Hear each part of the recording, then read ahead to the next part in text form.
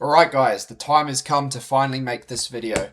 This is taking you from knowing absolutely nothing about trading to knowing absolutely everything that you need to know. So, without further ado, get your notepads out, get a journal, get an old school book, get something, get a pen to make sure to write all of this down because, yeah, this is going to take you from knowing nothing about trading to knowing everything you need to know. So, let's get straight into it. So the first thing, okay, sorry, hold on guys. Let me just take my jersey off. It's so hot in here.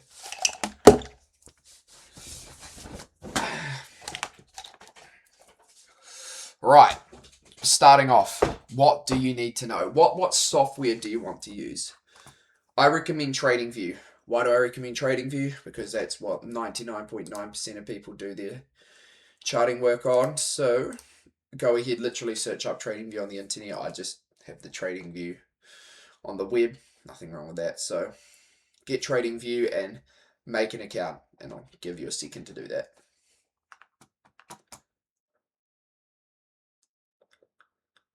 Alright, fingers crossed you pause this and you made your account.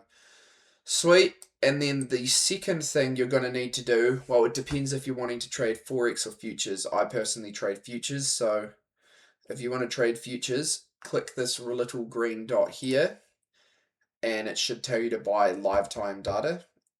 And, well, it should say delayed. Up here, it should say delayed.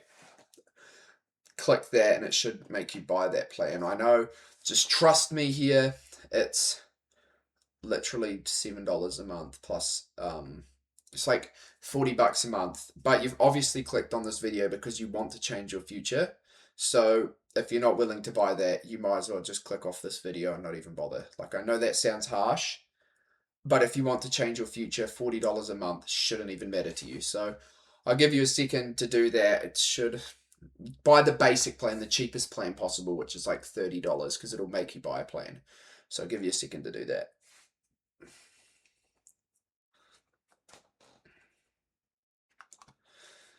Alright, I hope you've done that. Next, what markets do you want to trade? So a lot of things beginner traders do is have like 1,000 markets that they're looking at like this. They'll be like, hey, sweet, I'm going to trade NZD, JPY, and then I'm going to look at NZD, like NZD CAD. Have none of that. Pick one market that you want to trade, whether that be gold, whether that be NQ and ES, whether that be, pick one market. NQ, ES, that's fine to have because they correlate off each other. So choose a market. I would prefer, well, I personally like to trade NQ. So if you search up NQ, literally search up NQ1, and it should be this one here. And then since you've brought that plan, up in this top corner here, you can see it. So yours will be like that at the moment, I'm assuming. So you want to switch that to 2. So you got 2 charts. You got that? You got the 2 charts? Sweet, that should be pretty easy. I shouldn't have to have any problems now. What else do you want to set up? I'll get into these indicators later, and I'll tell you those indicators later that I have for the New York session and stuff like that. I'm not going to get into that now. But if you do want to change your chart colors, I believe you can double click on the candles. Yeah, double click on the candles. This is just what I have mine as. So if you want to copy them, go for gold. If you don't have to. But literally, that is to change your chart colors. So if you want to do that now.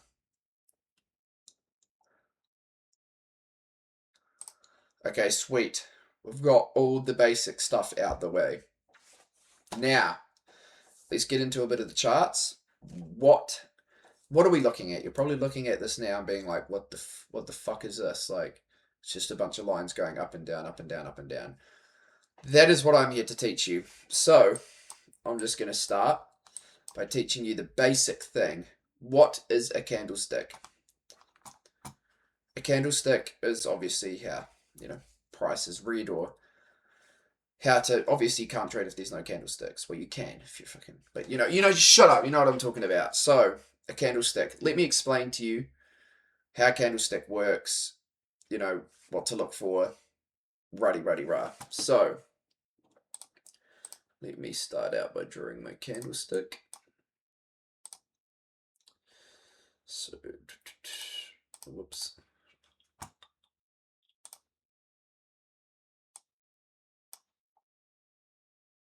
All right, and just say this is a bullish candlestick. So bullish is like an up candle, bearish is a down candle. So this one here, if I click the box,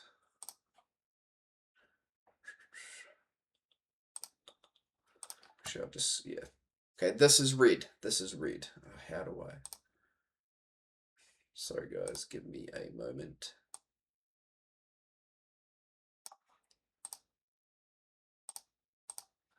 This is our red candlestick. Whoops. So let's just start off by this. Okay, so how does this down candlestick work? So the top of the candle is the high. So the very tip of the candle is the high. So that indicates how high price has gone. So just pretend, I don't know, you're a snail and you've traveled up and then you've decided you want to come back down. So it goes up and it leaves a trail and you come down. So a high indicates how high price got up to during that duration of the candle. Do we get that? This bit here for a bearish candle, this is the open. So this is where the candlestick opened on price. So that is where, you know, the new candle opened. So just say on the 1 minute time frame and the next 1 minute candle opened. This indicates where that second, you know, that indicates where the open of the candle is. So it should be pretty easy. It's literally where the candle opened. The next one down, I'm assuming you can guess what this is. This is the close. This is where the candle closed. So, you know, price travel wherever, this is where it closed. I'm not going to go too in depth, just keep it simple. Here is the low. What is the low? Like I explained with the high, price traveled all the way down to this point, you know, left its little mark, and then came back up and closed here. So there are all the bearish examples. Okay, I've kind of done this wrong. I should have done it differently because now you have big lines. Okay, take a photo of that now. I'll give you a second to take a photo. Write some notes down. I would like to have both of them next to each other, but it's okay. So boom, I'm assuming you got a photo of that. Next is the bullish candle.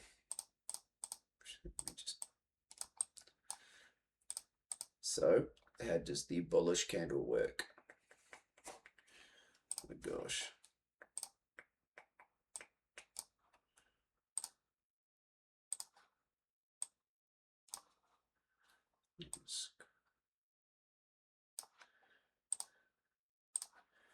So the bullish is an up candle. So let's start from the bottom up. The bottom of this candle, actually no, start from top. The top of this candle is the high. Just the same as the other candle. Just the same as the other candle. The high, I don't need to go over that again, but I will. So it's where price went up. That's the highest point price went while that candle was open. Then it's come back down. And what has it done? It's closed. So here is the close. Because, why is that not the open? Because it's reversed. Because the candle starts from here, the high, close, because it's a bullish candle. If it had gone from the close, where it opened and it had gone down, then it'd be a bearish candle. But since it's closed here and gone up, that is now a bearish candle. Get it? So now we know what this one is. This is the open.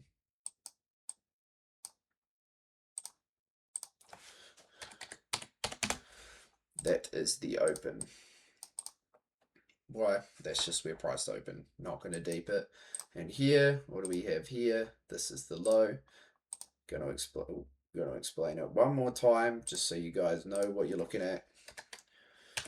Price opened, traveled down here, left its little mark, then went up and went higher. Doesn't matter when it happened. Price could have gone all the way up, then down, then closed there. Doesn't matter. It's just showing where its trail and where the candle has traveled throughout that time that candlestick was opened.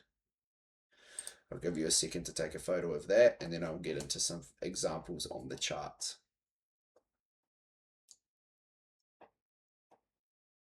All right. I'm assuming you got that photo. So I'm going to remove these drawings and we are going to get straight into the charts. I'm going to embed this into your brain. This is going to get boring. Don't stop watching it. Watch all of it. You need to get this embedded into that thick skull of yours, all right? Okay, let's start off. Okay, where is a good example for us? Here we go. So candles aren't always going to look perfect. So good example here of a bearish one. Actually, I'll start some of these. Here, what is this? We have the high. Actually, no, I'll say first. We've got the high there. Boom. Actually, I'm going to change this so I can help.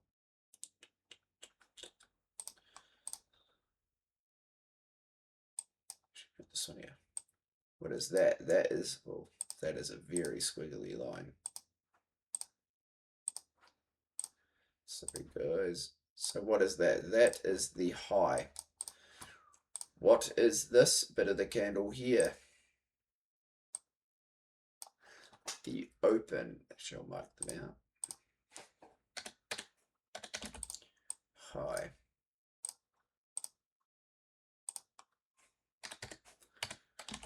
Open. Oh, no, sorry, that's not the open. That is...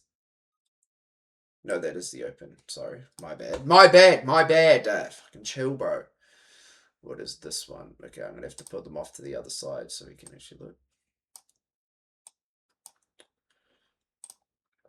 What's the next one? What have we got here? We do have the close. Then what do we have here? The low. So if you don't have the same chart colors, this black candle will be red and the blue candles will be green. So have we got that?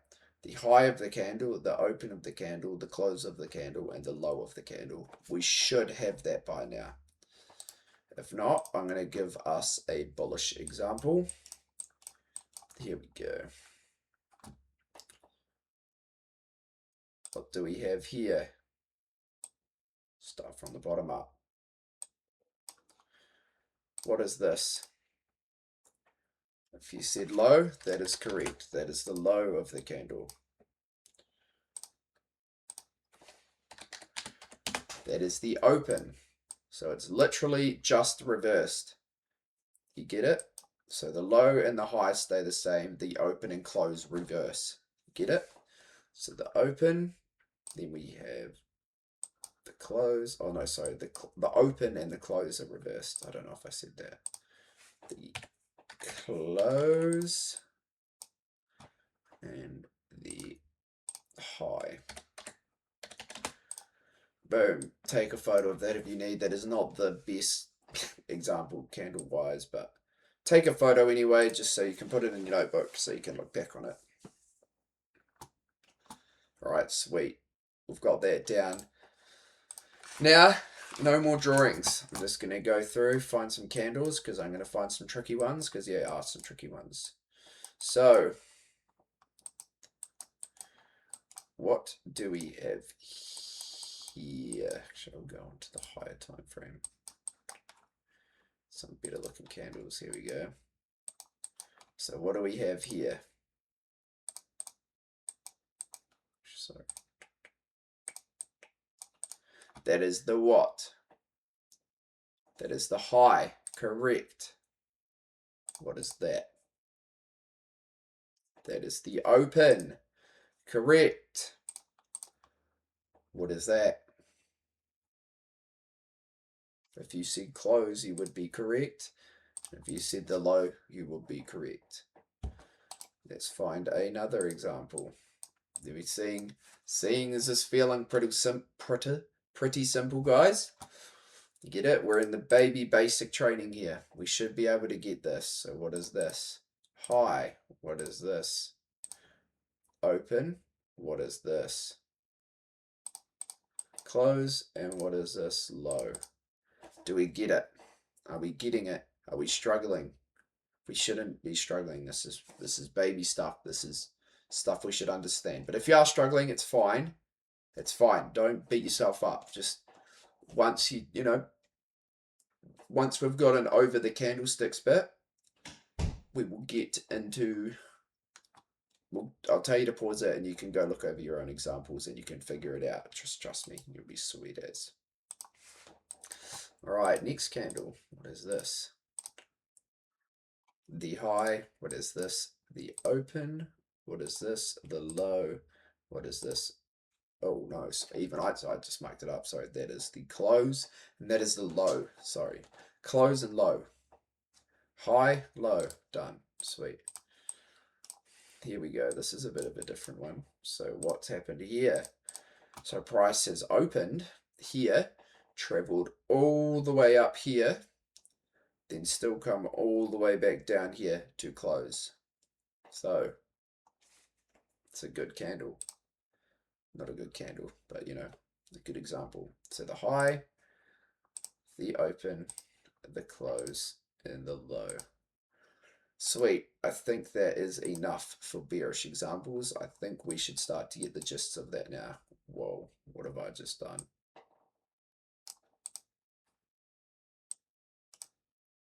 I don't even know what I just did. Hold on. Here we go. All right, now for some bullish examples. I know this is boring. Guys, this is what it takes to learn. Trading's boring. This is going to be very, very boring, but stick to it. I'm going to try and make it as interesting as I can. So here, what do we have? The low. What is this? Ask yourself. If you said the close, you'd be fucking wrong. It is the open. Why? Because it is a bullish candle. Sweet. If we had opened here, closed below the open, bearish. What do we have here? The close. And what do we have here? The high.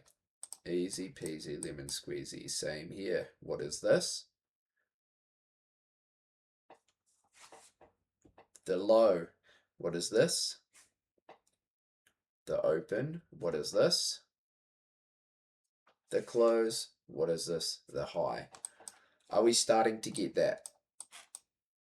I think we should be starting to get that. One more example, then we're going to move from candlesticks, because if you're not getting it, pause the video. Well, anyway, pause the video here. Actually, I'll give you this one. So what have we got? I'll give you a bit of a different example. So you might be like, I need to find one because this is where some questions could be asked. Here, perfect example. So just say there is no wick at the bottom of the candle. What do you call that? That just means it's the low and like it's the open and the low. It doesn't mean anything. It's just still the open and the low. And just say for this one here, there was the close like that. See that? There's no wick. So what is that? That'd just be the open and the high. So it doesn't really matter. It's just combine the two things to just say it's a bullish candle. It would be the low and the open, you know, they're just combined. And at the top, if it's the bearish candle, be the high and the open combined. So pretty simple, pretty easy. There's nothing really to stress about. But before we jump on to anything else, I want you guys to go onto the charts yourself. I want you to mark out 10 examples of bullish candles. So candles bullish to the upside. Remember, bullish and bearish, I'll get into that later. So bullish is to the upside, bearish is to the downside. I want you to give 10 examples of up candles and 10 examples of down candles, and I want you to write that down in your book. I want you to have a drawing in your book. I want you to put these examples. I want you to label them. I want you to take photos of every single one of them. Make a whole new folder in your phone dedicated for trading. Take photos of every single one and get examples so you can literally go like boom. So you can literally go like, high, open, close, low, high, open, close, low. Like boom, boom, boom, boom. You're getting it pumped out. Okay, we get that. I'm going to give you guys a couple minutes to do that. And while you do that, I'm going to quickly pause this video. And when we get, after I paused it, we're going to get straight into the next thing, which will be, I'll have a think. I'll have a think. And then once I get back, I'll get straight into it. All right, I'm back. I'm assuming you guys did that. I'm assuming you did your thing. The next thing we're going to get into is trends. So, what is a trend? Actually, is that the next thing I should get into? Yes, that is the next thing I should get into. Trend. How to identify a trend. So, what is a trend made out of? So, we've figured out our candles. What a candlestick is. Yeah, what is a candlestick? We've identified that. Next, what is trends? Trends are made based off of highs and lows. So boom, boom, boom. So I'm assuming we know what that is. And then, so next to that, we will do boom, boom, boom. So what is a trend? A trend consists of an uptrend, higher highs, and higher lows. So what would this be considered the high of the trend? This would be, actually I need to do this differently so I can, let me make this a bit different.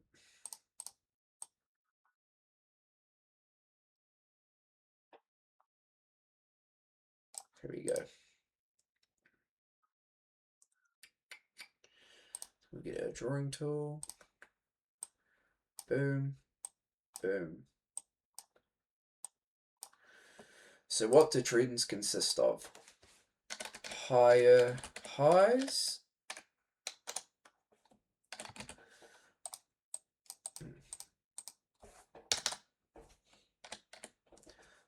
highs and higher. So this is for an uptrend, higher highs and higher lows. So higher high, higher low, higher high, higher low. Higher, high, and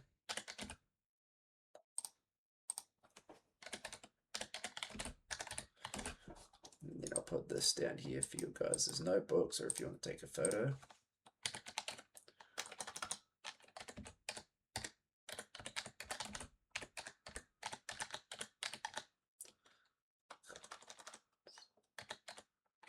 I can't spell, I'm extremely dyslexic, shut up.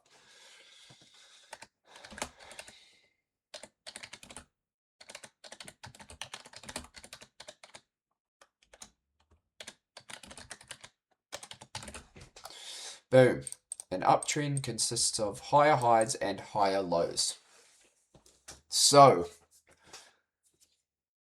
boom. That's pretty much it. So price moves up, then makes a move down, then moves higher, breaks the high of the previous high that we made, so makes another higher high, then comes down to make a higher low, then breaks the higher high to make another higher high. Do we get that? Take a photo of this, write it down, draw it, do whatever you want. Actually, I might get rid of the other chart so it's just a bit more clean. There we go. Higher highs and higher lows. What consists of a downtrend?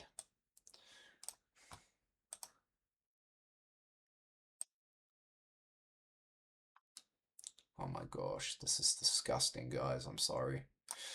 I'm sorry.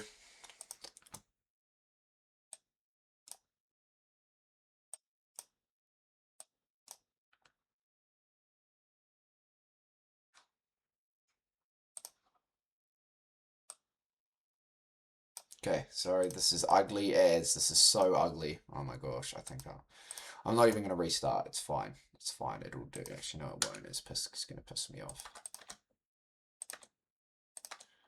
A downtrend consists of lower highs and lower lows. So, while I'm drawing it, lower low, lower high, lower low, lower high, lower low, lower high. And just boom. Okay. So, what do we have here? Boom, boom, boom, boom, boom. So here, lower high,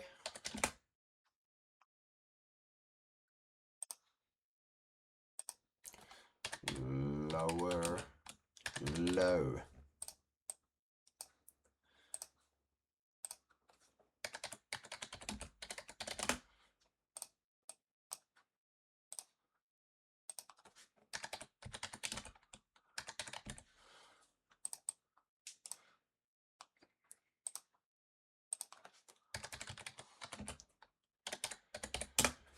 Sweet. So a downtrend consists of lower lows and lower highs. So how does this work? Price goes down, comes up, lower high, breaks the lower low that was here. Sorry, I probably should have drawn that out. Breaks that lower low. Brian window. Amateur, should have had my phone on silent. Okay, anyway. Oh crap. So what did we talk about? We got up to lower highs and lower lows. So okay, this is all drawn out badly.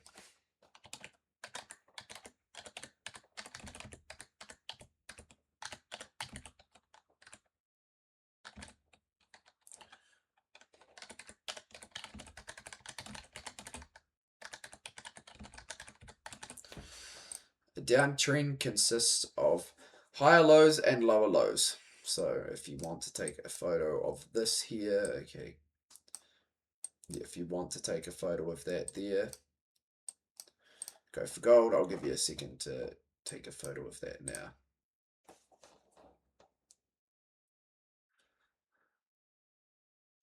Sweet, so now we have figured out what makes higher highs and what makes a trend. Higher highs, higher lows, lower highs and lower lows. Let's just get into some examples. This is getting, slightly more difficult now. But we will be able to understand this after I've gone into this, but we will go into different stuff afterwards. So let me delete these drawings and let's get into a trend. Beautiful. What do we have right here?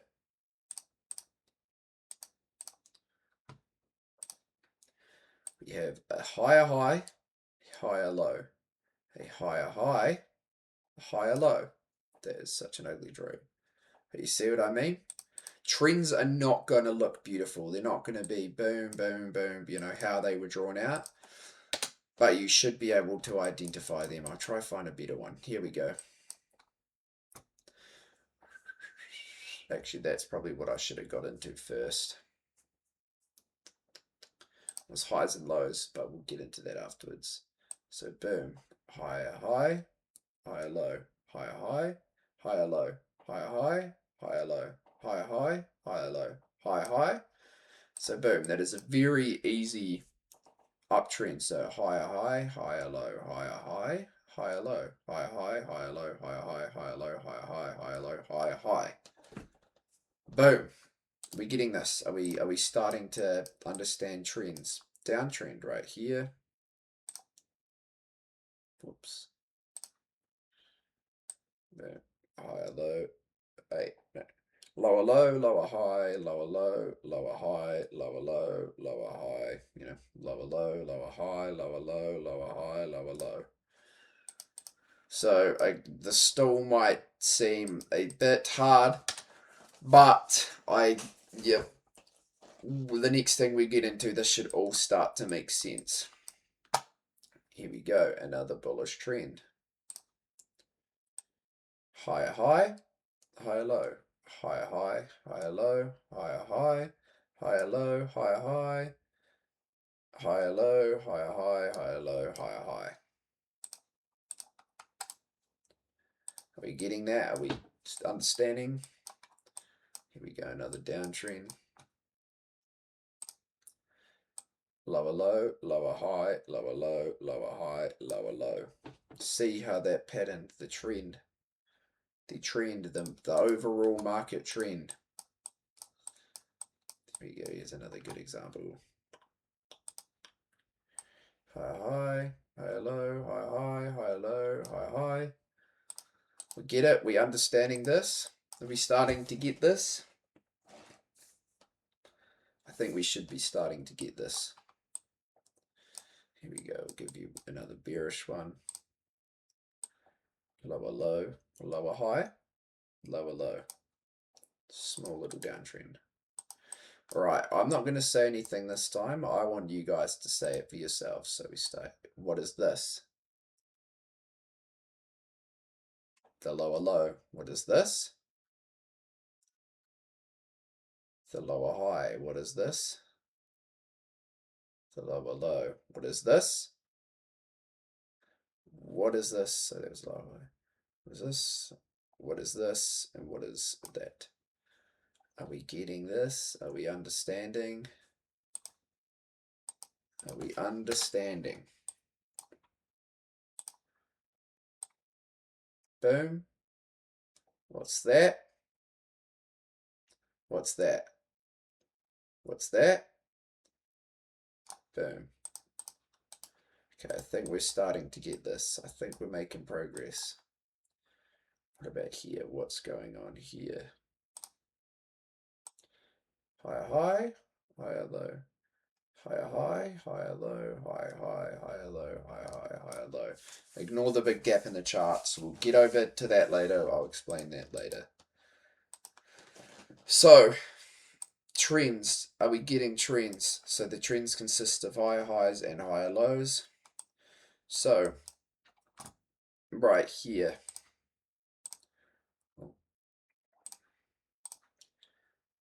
In this bulk of price action, what are we doing? Sorry, okay. What trend are we in there? If you said downtrend, you would be correct. What trend are we in here?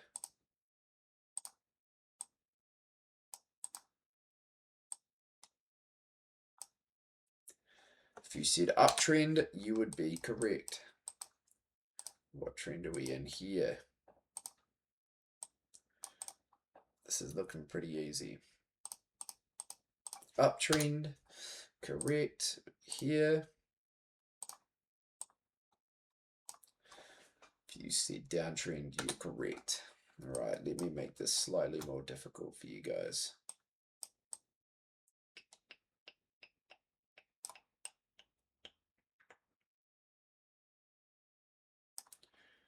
What about this little bulk of price action here? If you said downtrend, you are correct. What about this bulk of price action here? That is right, another downtrend. We'll give you a couple more, and then we're not going to get into the hard stuff yet. What's this? An uptrend. Perfect. Now, I want you to pause this video again, and I want you to go over to your trading view.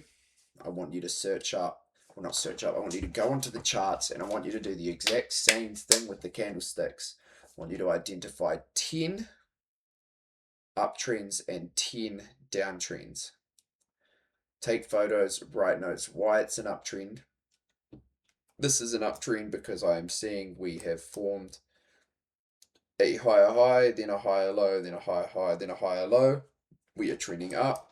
This is a downtrend. Why? Because we have been making lower highs and lower lows. Jeez. What are we doing? Actually, I'll give you a tricky example. Actually, no, I'm not going to confuse you. So, got that. Pause the video.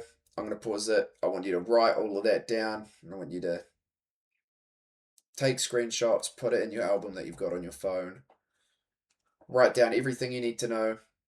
Write down what makes a downtrend, what makes an uptrend. Take photos, and when you've got the photos, I don't know, draw or write down this is an uptrend because, this is a downtrend because. But that should cover trends. So I'll give you guys a minute to go over the charts, and if you've gotten to this point in the video, probably pause it, come back tomorrow, keep yourself disciplined to continuously watch this. Don't try to learn everything in one day because you're not going to take everything in. So go onto the charts, have a look for yourself. I'm going to have a break. You guys go to your stuff and I'll be back. Alright, I'm back. I'm assuming you guys have gone and done your trends. The next thing, what I should have got into first is highs and lows.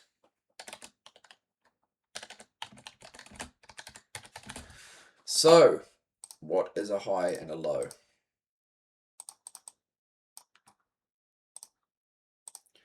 I really should have got into this first.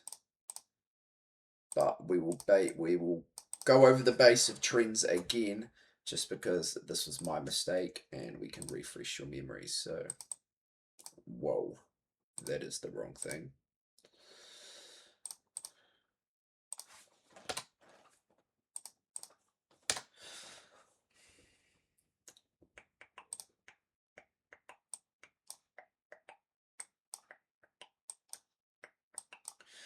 People do get confused in this. People will get confused, but that's okay. I'm going to go in depth as possible and do this so we can all figure this out.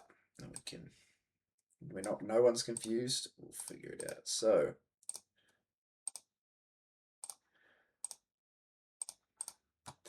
a high and a low. What makes a high? An up candle and a down candle. How do you find a high? What is the highest point in these two candles? Boom, you have identified your high. Simple as that. So, how do highs work? It has to be a move up, then a move down, which creates a high. A move up, then a move down. That creates a high. That's simple. It can't be a move up, then a move up, then the highest point in those two candles. That's not how it works. It has to be a green candle, then a red candle. And the highest point in those two candles is a high. So I'll write that down for you.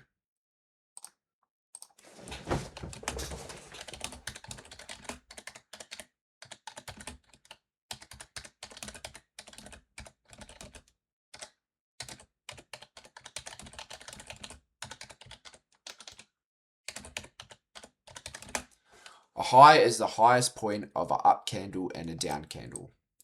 So we're not talking about the highest body of the candle. We're talking about the highest... Oh, sorry, big stretch. Actually, I never went over that in Candlesticks. So this is the body. We've established that these are the wicks. The wicks, and this is the body. I should have gone over that. This is my first proper educational video, so you need to bear with me, but you're going to get all the information in no matter what. So not the body. I think, yeah, the body should be, these are the wicks. The two things, showing where price went. Those are the wicks, and the candle itself, these things here, are the bodies. So the high is the highest point out of it up and the down candle. So that is pointing out the wick of the candle. So the highest wick of the candle is the high. So let me draw this out.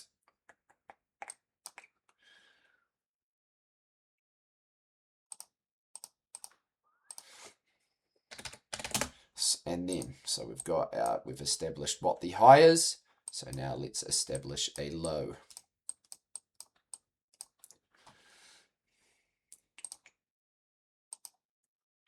Crap.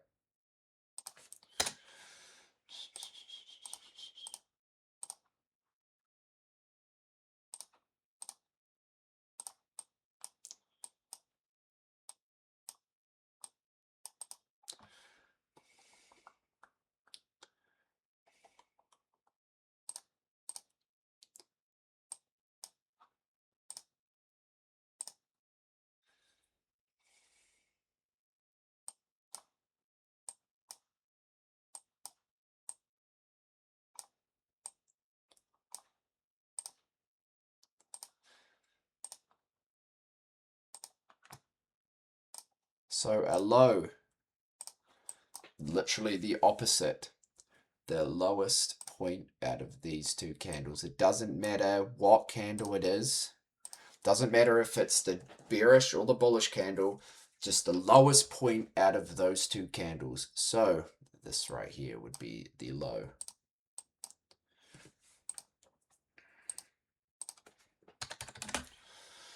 So, and then I'll put this down here.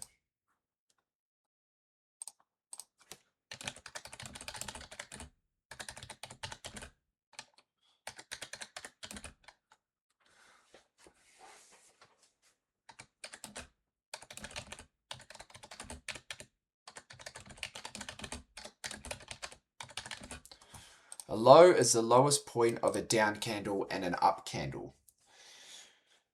Do we get that? So a move down, then a move up. The lowest point of those two candles is the low. A move up, then a move down. The highest point out of those two candles is a high. So I'll give you a second to take a photo of this. Sorry, it is also not the best. Let me know once you've got a photo of that, and we will go into the charts.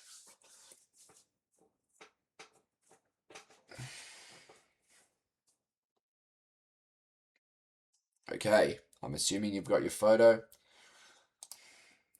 Let's get back into it. So a high, like I said, is a move up, then a move down. So in this price range here, where would the high be?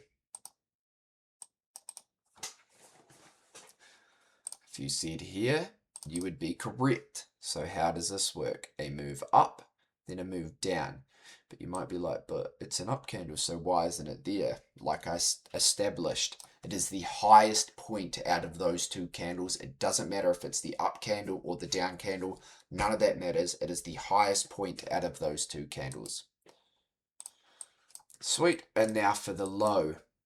A move down, then a move up. So where is the lowest point out of these candles here?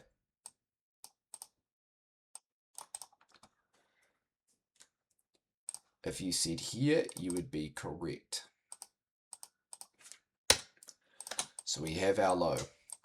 What about these candles here? So boom, we have a low there. We have a low there, don't we? Figuring this out. Right. So the move down, then a move up, the move down, then a move up. Sweet, we're establishing this. All right. Now, crap, let me find, there's a high. There is a high, move up, then a move down, high, move up, then a move down, high. Find some cleaner price action. Oh gosh, my bloody mouse.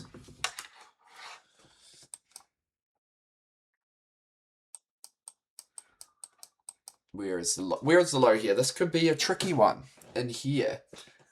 I mean, it seems pretty obvious, which it is, but where is the low?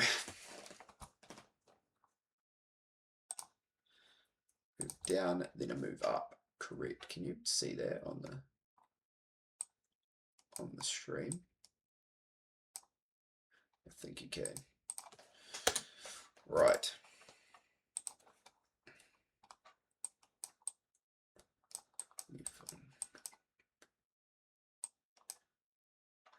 Okay, I want you to mark out every low you can see in this bulk of price action here.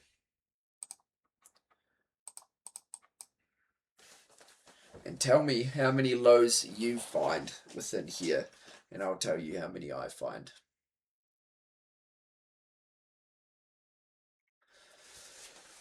I'll give you a second to look.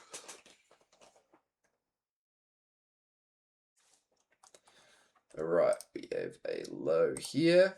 That is correct. You said we have a low here. You would also be correct. If you said low here, you would also be correct. So there we go. We have identified 3 lows. So that is easy. So we got this, figuring this out. Sweet. Let's find a slightly trickier example. I don't want you to So here we go. This is a... How many lows do we see in there?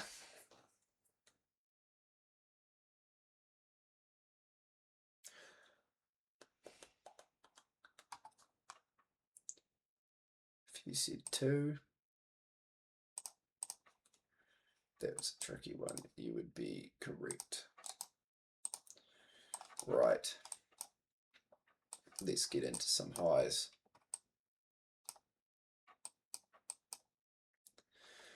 Okay, I need to establish this as well. So just say we have a move up, then a move down, and the candlestick afterwards has gone above the high, so it's looking like this.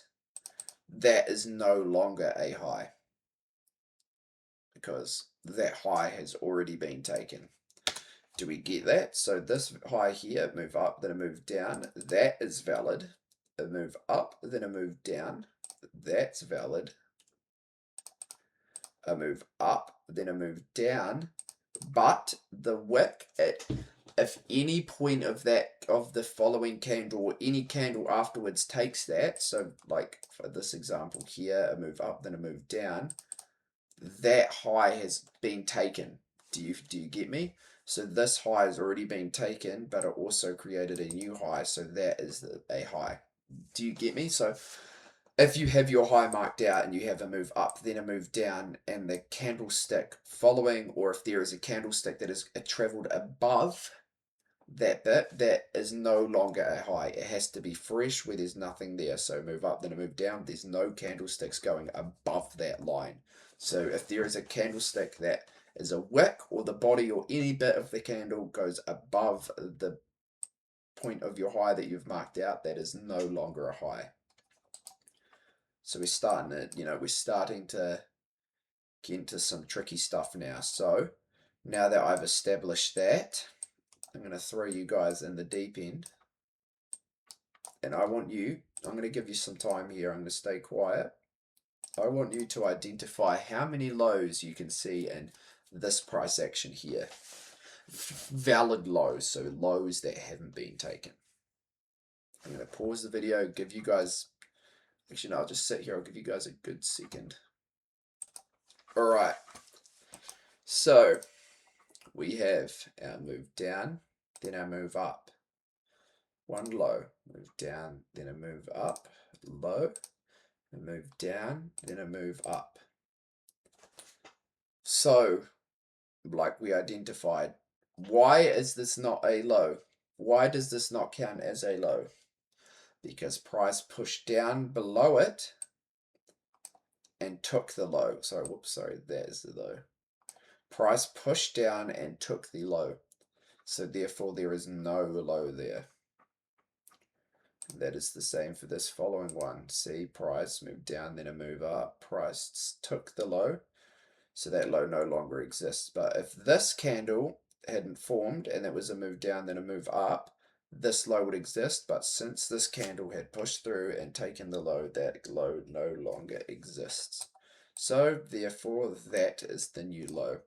So if you got 3 lows in here, you would be correct. I get that's tricky. So we'll give a couple more examples. So this is why you need to do your homework. And after this, oh my gosh, after this you need to go back and do your training, do your back testing.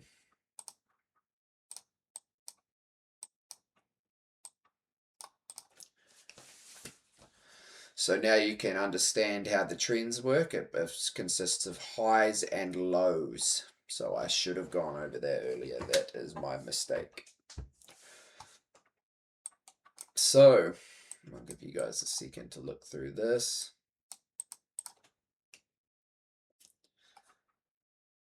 All right, low number 1. Move down, move up.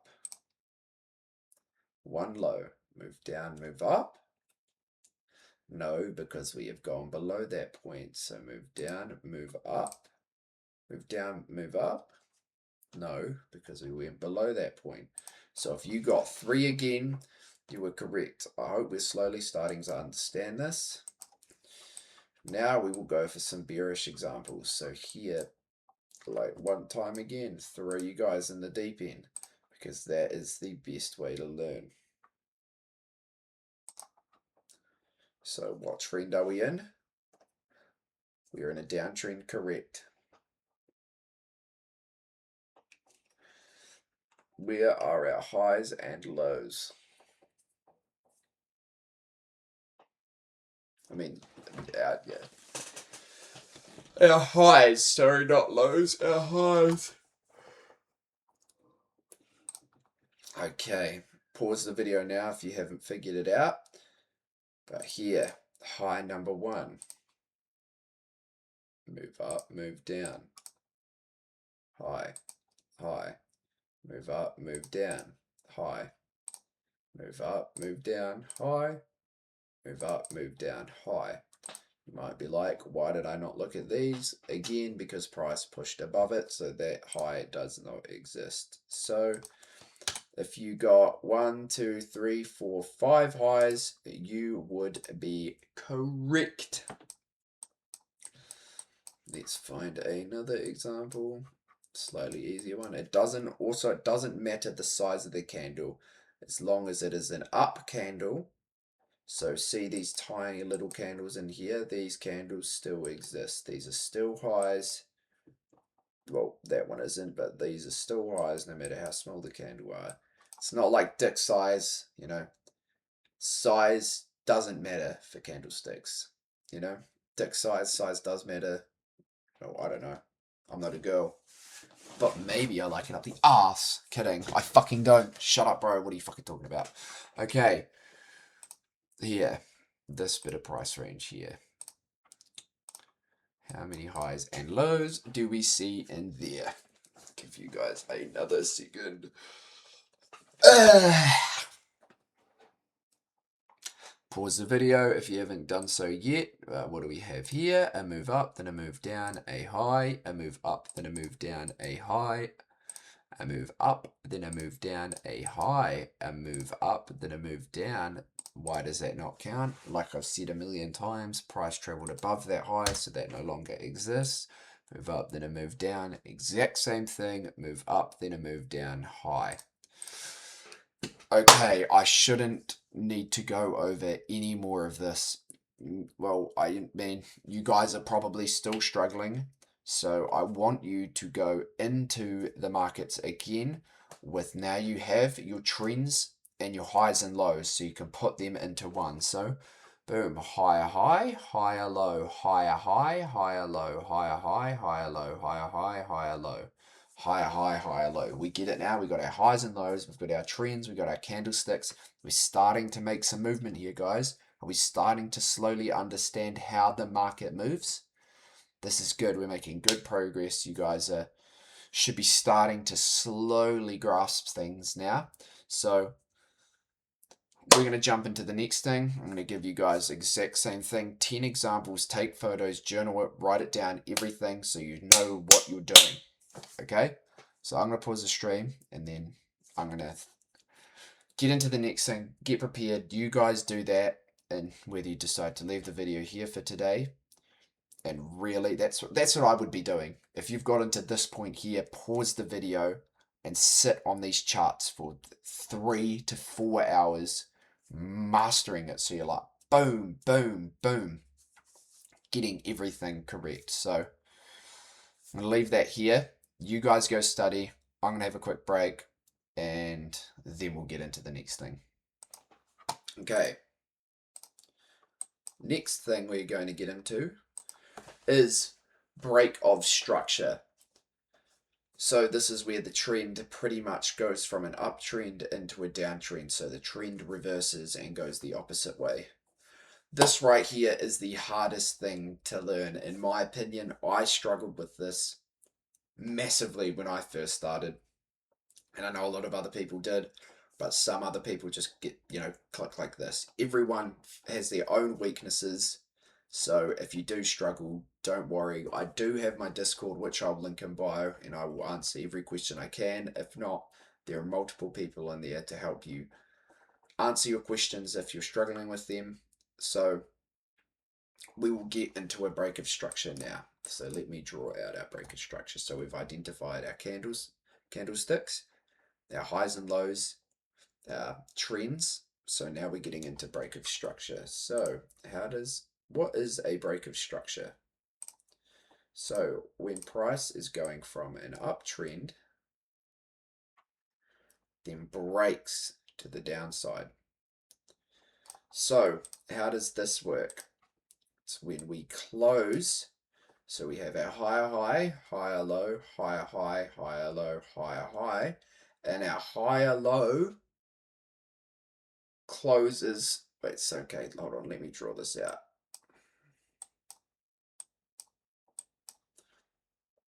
So we have, so I can make this easier for you guys. I'm just going to put it like this, higher high. Oh my gosh, idiot. Higher low, higher high, higher low, higher high. Then what do? We close below the higher low, and what do we make? A lower low. So do we understand how this can be slightly confusing? Like it looks simple on this, but when we get into the charts, you're going to see what I mean. So then we start our downtrend. Lower high, lower low. So do we get that?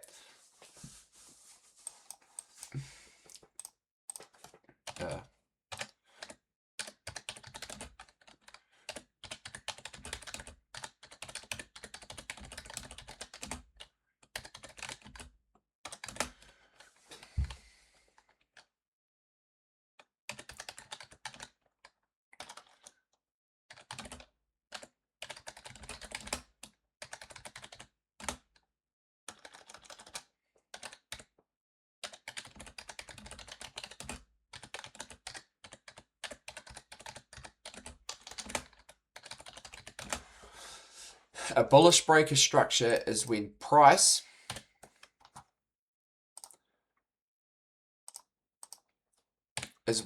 closes below the higher low that was previously formed. So when price has made its higher highs, higher lows, higher highs, higher lows, higher highs, higher lows, if a wick gets thrown below here, that is fine. The wick of the candle, which we have established, not the body. If it closes below the higher low, the candle has to close. If it wicks below and comes back up, that is not a break of structure. So do we get that? Write this down, journal this. So a bullish break of structure is when price closes below the higher low that was previously formed. So when we close below the higher low, that is when we break structure. I'll delete this and I'll make a bearish example. So just say we are in a downtrend. Boom, boom, boom, boom, boom, boom. So what do we have here? This is such an ugly looking chart. I'm so sorry, guys. So what is price done here? What's this? I'm just going to jog our memory. That's right, lower high. What's this? Lower low. Holy crap, there's some ugly thing. Lower high. We have lower low. And what does price do here? It closes above and makes a higher high. It comes back down, make a lower low. So do we get this? So this is when price is in a downtrend, moving down, breaks structure back to the upside, creating a higher high. So we have to close above the lower high to create the higher high. Like I said, a wick can go above there, but it cannot close above there. So do we get that? So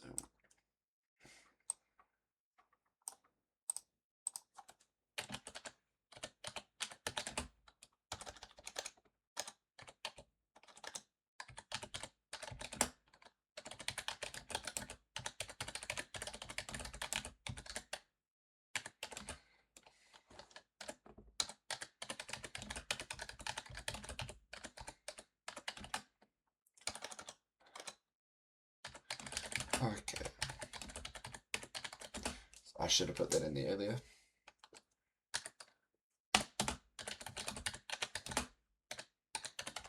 So it has to be the most recent lower high. So just say, okay, I'll get into that example when we get into the chart. So a bearish break of structure is when price closes above the most recent lower high that was formed.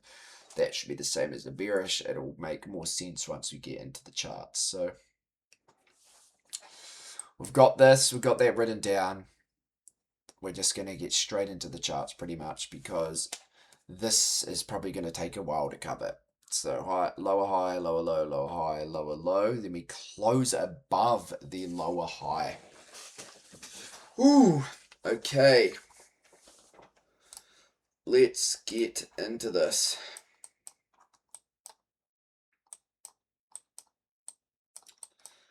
Here we go. As you can see, we were in a downtrend, forming lower lows, a lower high, a lower low, a lower high, a lower low, a lower high, a lower low, a lower high, a lower low. Then what do?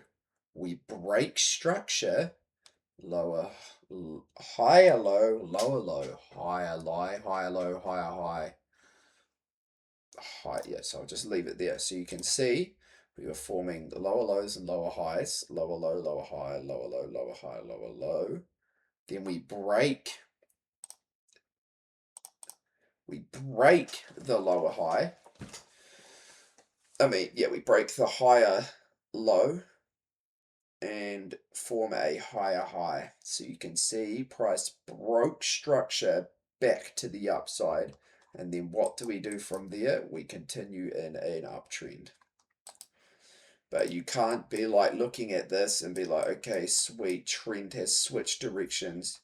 That is where we're going to go, because that is not always the case. As you can see here, we broke below the lower high and formed a lower low, and then we still continue higher. So this is what confluences are for, which we'll get into in the future. So don't be like, oh my gosh, I know everything now. I have my trends. I have lower highs, lower lows. I've got my highs and lows.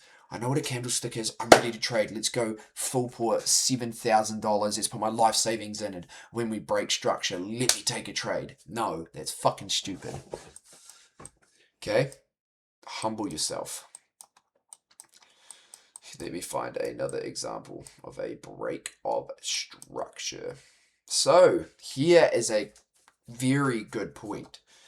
So noticed how I said most recent. So you might be thinking here, okay, so we have a lower low, a lower high, a lower low, and then what?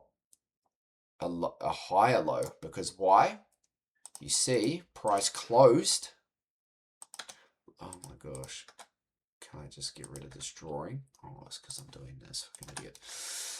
See how price closed above the most recent high. So now we are in an uptrend.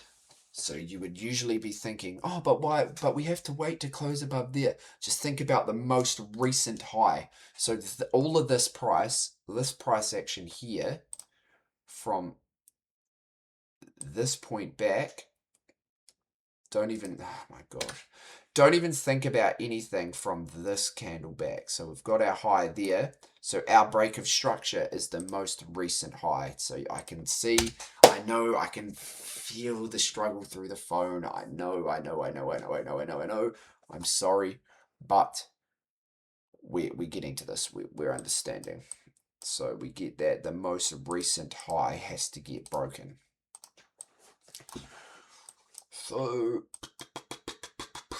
here is another example of exactly what I was talking about. So we got lower low, lower high, lower low, lower high, lower low.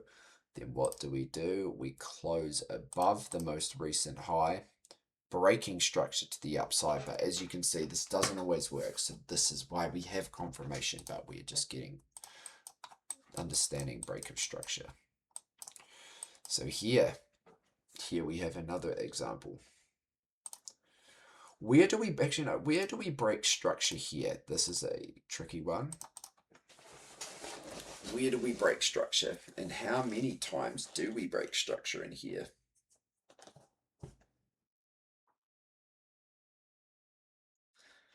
So right, actually now I'll start it from here. So as you can see, we are in our downtrend, forming our lower lows, lower highs, lower low. Oh my gosh, these drawings are hideous. Maybe that's what I need to work on. So lower low, lower high, lower low, lower high, lower low. So if you said we broke structure here, congratulations, you were correct. Because why? That is the most recent high that we formed. You might have been thinking here, but no, that is not the case. Why? Because we had that move up, then a move down, which formed the most recent high, and we closed above it, switching trends. So we get that. And then you might be like, okay, Marcus, where did we break structure again? Because we did. A move down, then a move up. So that is a low, and we close below the low, breaking structure. And then we break structure one more time up here, closing above there, and then boom.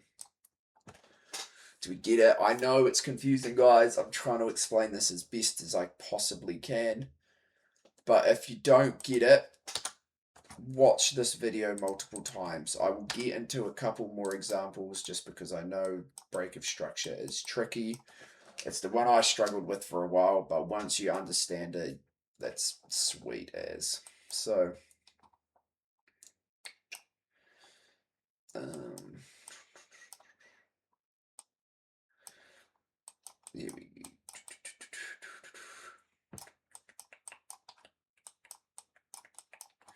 Try to find some.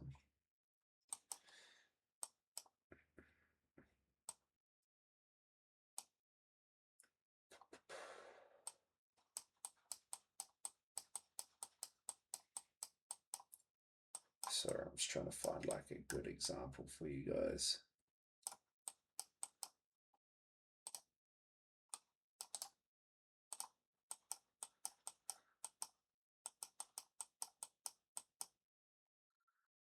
Here we go.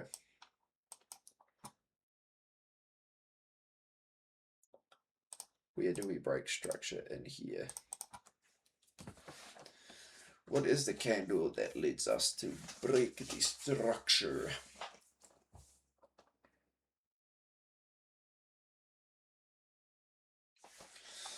Right, so we have our move down, then our move up, our move down, then our move up, our move down, then our move up.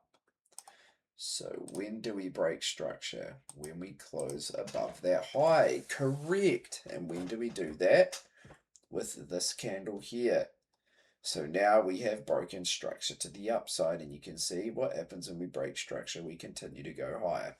You see what I mean? You see how this break of structure stuff works? We're getting it? Alright, I'm going to give you one more bearish example, and then I know a lot of yous will be struggling, but that is fine. Rewatch this. Just rewatch this multiple times if you have to. And then just rewatch it.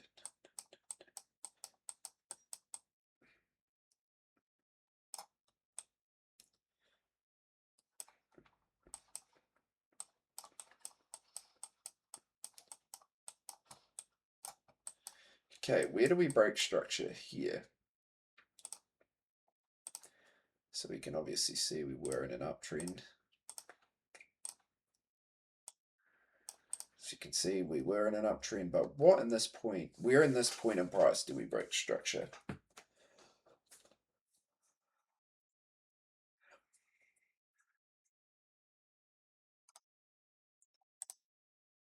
If you see it here, you would be correct. Why? Move down, then a move up, and we close below that point. And what do we do once we break structure? Later bowl. Later bowl. Okay, I'm going to pause this video here, have another break. This is another one where I recommend you watch this and only this today. Figure out your breaker structure, take the photos, you're probably going to struggle and get frustrated. I don't blame you. If you have questions, my Discord's in the bio. Flick me a message and I will help you out. So, yeah, we should be starting to slowly get this or understand. So, a break of structure is a break of the most recent low or high formed, not previous ones, the most recent high or low. I can't really explain any more than what I have. So, watch this video back, watch this section of the video back if you're not understanding it. If you don't understand it again, watch it again, watch it again. So I want you to sit here, whether you're after work or it's the weekend for you, and I want you to sit here until you go to sleep, learning this bit that I've taught you. I want you to know trends. So I want you to identify trends with just like, boom, boom, boom. I want you to be able to identify break of structures. I want you to be able to identify a candlestick, trends, everything that you've learned. I want you to be able to just be able to do it like the click of the finger, a click of the finger before we move on to this next stuff. So I'm going to leave this little bit here. I'm going to give you a break. Go do your homework, find 10 examples of 10 bullish breaks of structures and 10 bearish breaks of structures.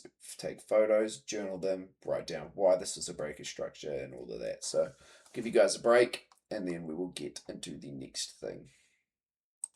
All right, I've just given myself a break as well. The next thing we're going to get into is liquidity. What is liquidity? Liquidity, once again.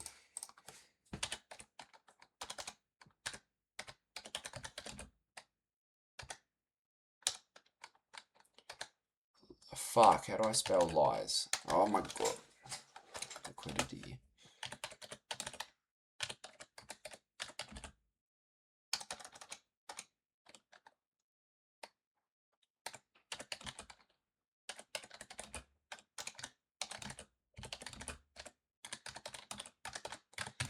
Liquidity lies above highs and below lows. So what do I mean by this? Liquidity lies be high. Oh my gosh, that was the worst muck up either. Liquidity lies above highs and below lows. So how does liquidity sweeps work?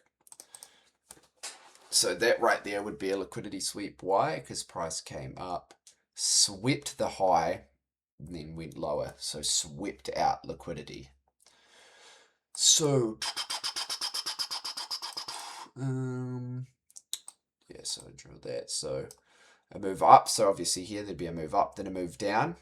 Then we come down, sweep that move up, then a move down. So we sweep liquidity, then we come down. This right here will probably just be easier to show on the charts because I'm not very good at drawing that out. So let me find a couple examples of liquidity sweeps. Right here, perfect example. Move up, move down, there is a high. And what do? Price goes above that high, sweeps out that liquidity that was lying there. And what do? Boom. So market has to move off liquidity. Market moves off liquidity because stop losses lie above highs and below lows. So what does the market want to do? Sweep liquidity, then either continue in that direction or reverse. So our strategy is starting to come together. Are we starting to get this, guys? Okay. All right. So where is another classic example of a liquidity sweep? Here we go. A move down, then a move up. What does price do? Sweep liquidity, sweep below that low, and then continue higher. So are we getting this? Are we getting this? I should probably draw an example out for you guys. So a liquidity sweep. I'll draw an example anyway. So boom.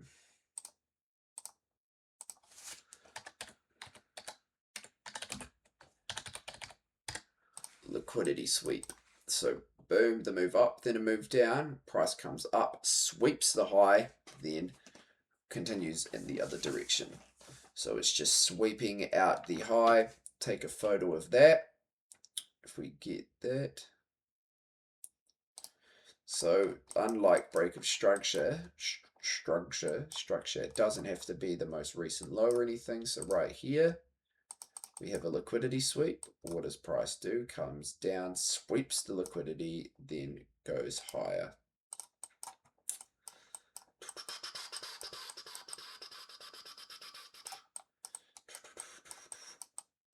So I'm just going to try get into this. Oh, sorry, it's starting to get fucking a bit cold. But liquidity sweeps. So liquidity sweeps can literally be as simple as even something like this. See that? We have a move up, then a move down. What does price do? Sweep out liquidity, then go lower. Another example right here. What does price do? Well, sweeps that high. What do we do? Continued lower. What does price do here? Sweeps out liquidity, then what do we do? Continue lower. See what I mean? This is just the basics. Move down, move up. What does price do? Sweep liquidity. What do we do? Continue higher. So are we starting to get this? Like I've covered a lot of other things in this video, so we've learned our trends, the liquidity. There we go, a move down, then a move up, even though you can see that candle is tiny, but you can see all the wicks are black.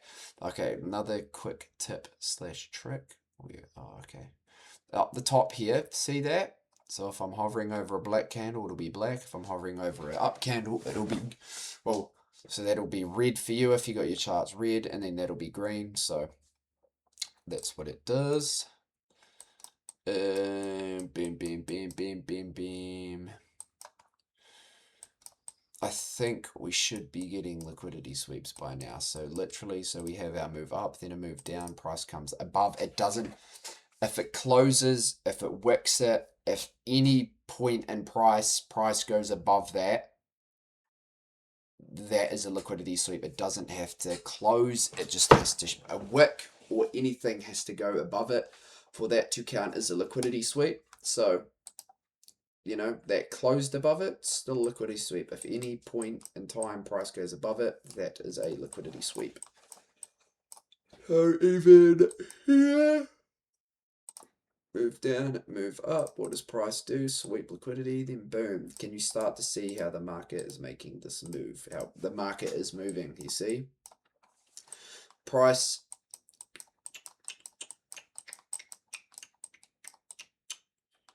Even if we go here, this is still a liquidity sweep. Boom, wick up. We're getting this liquidity sweeps.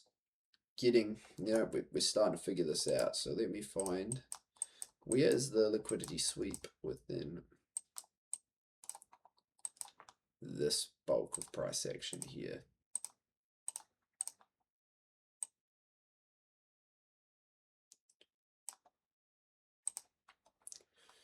Yes, is it the best liquidity sweep in the world? No, but boom, price sweeps liquidity, then what? We fucking dump.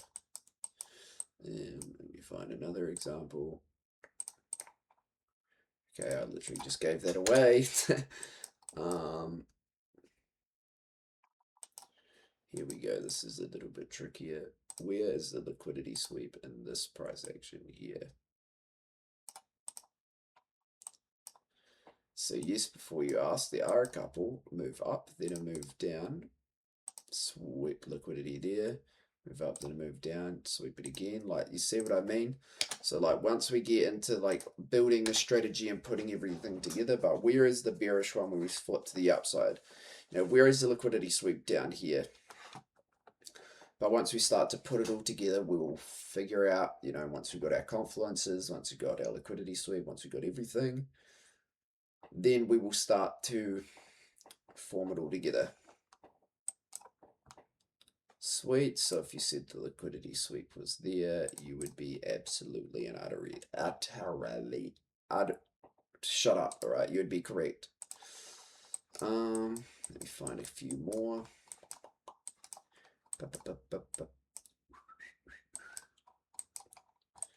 What about in this bit of price action here? Where is the liquidity sweep?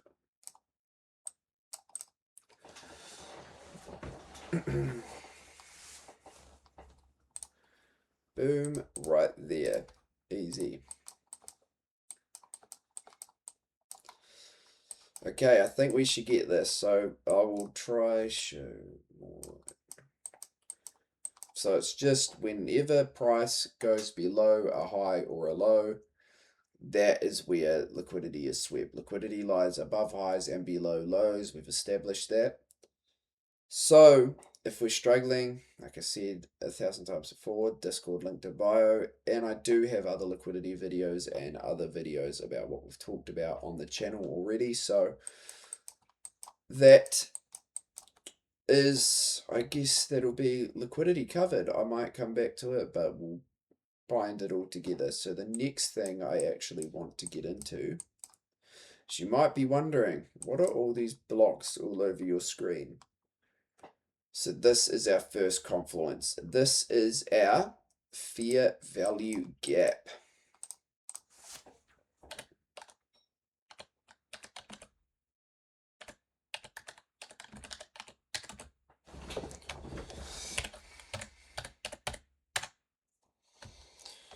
Fair value gap slash FVG.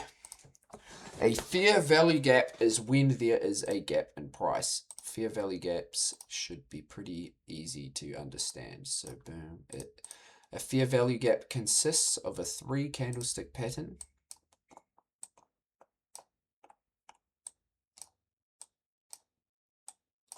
So boom, boom.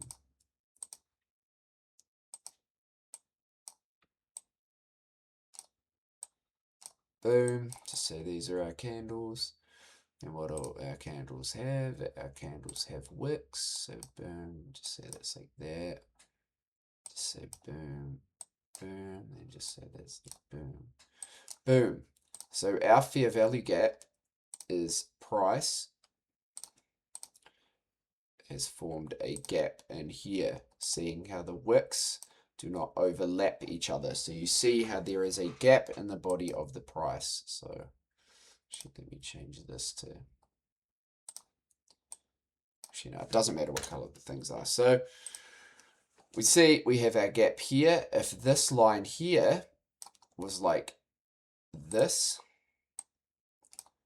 there would be no fair value gap. Why? Because there is no gap in that candle. So I'll draw that out there.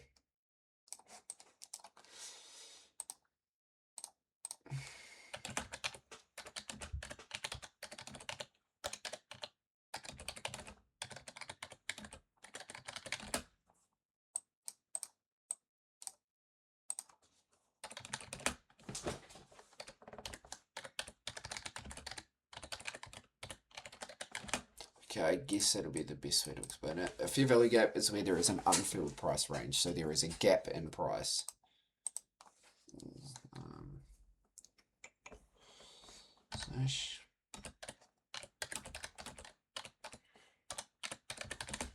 So, gap in price. But today I don't trade fair value gaps, I trade inverse fair value gaps. So we'll get into that. So take a photo of this. I'll draw out the bearish example as well.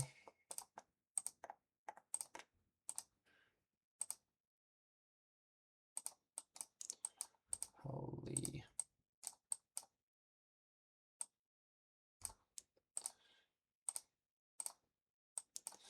So then we've got, so just say boom, boom, boom, boom, boom, boom. Where is our fair value gap? Our fair value gap is here. So how? Then we'll get into marking out a fair value gap. So the same thing goes with the gap in price, bullish or bearish. So how to mark out a fair value gap? So might this be easier on the charts? So I'll turn off my indicator. But this is how you mark out a fair value gap. So it's a 3 candlestick pattern. So you mark from the high of the first candle to the low of the second candle. So we see that from the high of the first candle to the low of the second candle. Sweet. So see, let me mark out an example that is not a fair value gap. So you see here how the high of this candle and the low of this candle, they don't meet and they don't cross. Whether, so if we looked at this candle here, so the high of this candle is here. So you mark out, sorry, okay, you mark out the high of the first candle and the low of the third candle. So on this candlestick pattern here, if we see this candle here, the first, the high is marked out here. But if you were to mark the low of the third candle, where would that be? There. So there is just no fair value gap there because there is no gap in price. This, well, I use this indicator just because it's nice to be able to point out. But look, literally, as you can see, fair value gaps are working. See, we tap into the fair value gap. Look at where price respects. Look at what price is respecting. See this fair value gap here? What does price do? Tap it, go higher. So we see what I mean. So let me find a couple more fair value gaps for you guys. Here is one here. Price goes the top of the first candle to the bottom of the third candle. So from the high of the first candle to the low of the third candle, the gap. And if you just say, you would be like, oh, okay, what about here? So the high of the first candle there, where's the low of the second candle? It's there. It's got, you know, it's there. It's below, you know, it's below. So there's no gap in this big candle here. So here is another one, the high of the third candle to the low of the high of the first candle to the low of the third candle. What does price do? Respect the fair value gap and go higher. So we've got our base of the fair value gap here. So do we get there? I'll do a couple more examples. Where the fair value gaps in here? How many are there in this bulk of price range? Which could be a kind of tricky question, but look hard. Look hard and you will find some. So I'll give you guys a second to do that. All right, so what have we identified? Where are the fair value gaps? So if you said we have one here to one here, you would be right. We have one here. Correct. We also do have one here. And we have the big one here.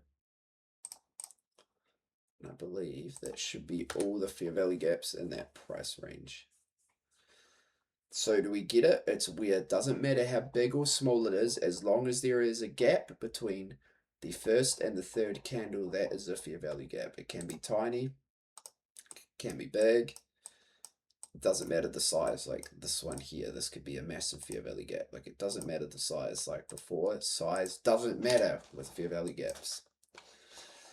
Okay, find a couple more examples just to drill this into your guys' head. So from the top to the bottom, see the gap there? From the top to the bottom, you can see that no wick. There is no wick that goes below there.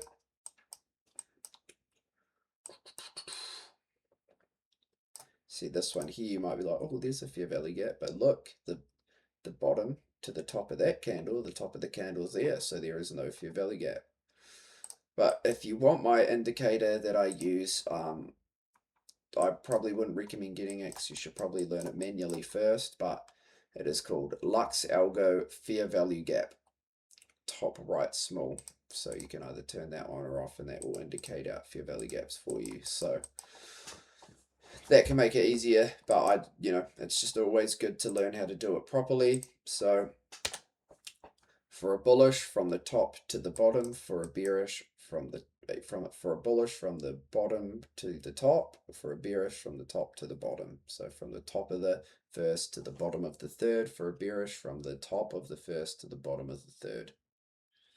As I say, from the bottom of the first to the top of the third; from the top of the first to the bottom of the third. Okay, you should get that. We'll go one more example. How many fair value gaps are in this price range here? I'll give you guys a second to work that out. See, like, I can literally tell you, like, so just say boom to boom. So there's one there, and then one there, and one there. Like, you know, this is how it should be. Like, if I go here, I could literally go fair value gap here, fair value gap here, fair value gap here. Like, it should be like that. That's how quick you should be able to do it, marking it out like that. So now let's get into what an inverse fair value gap is. So we have our fair value gap in mind.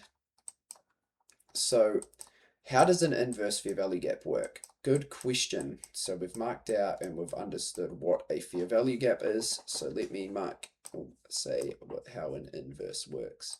Actually, let me give out a beautiful example of today's one actually.